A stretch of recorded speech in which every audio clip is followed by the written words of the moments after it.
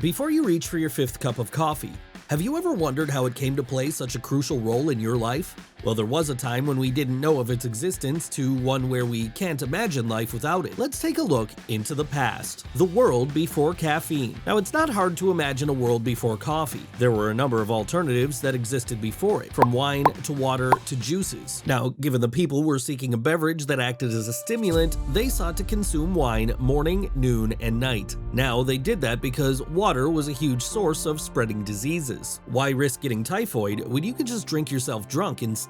Kids were given hard cider for breakfast too. The thing is that the fermentation process would help get rid of a lot of microbes that otherwise reaped and grew in water, so naturally, an alternative to keeping themselves hydrated had to be found. However, in the 1650s, coffee came along and thereby became everyone's necessity. With the age of industrialization slowly seeping into the culture, so did the need for a powerful stimulant increase. Initially, exertive labor began at sunrise and went on well past sunset.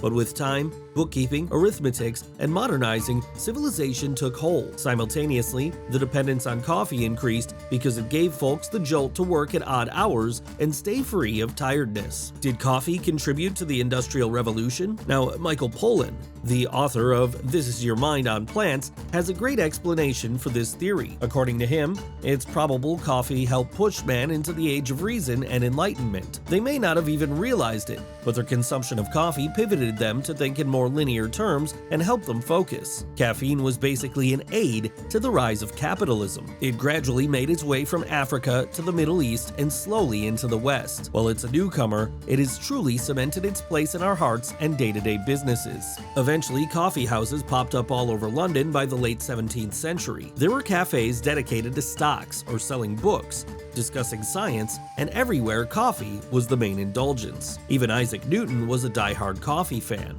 Naturally, caffeine allows a person to break their ties with the rhythm of the sun. The world was suddenly working night shifts and had workers who were struggling to keep up with machines suddenly working seamlessly alongside them. How does coffee help one stay awake? Okay, so coffee literally has less than 5 calories itself, so how does it give the burst of energy we are so used to? When researchers began dwelling on the power of coffee, that's when they recognized it as a psychoactive drug. Adenosine is a neurotransmitter that exists in us. Its levels increase during the day, and its purpose is to progressively wear us out and induce sleep. We ultimately put the lights out and retire to bed. The adenosine fits into a specific receptor. It turns out that caffeine also binds to the same receptor since it enters the body before adenosine can. You never receive the signal that you are fatigued because it essentially prevents the action of that neurotransmitter. Surprisingly, it tends to stay in our body hours after we've drank it. If you do decide to cut coffee from your day a bit earlier, it'll still affect the quality of your sleep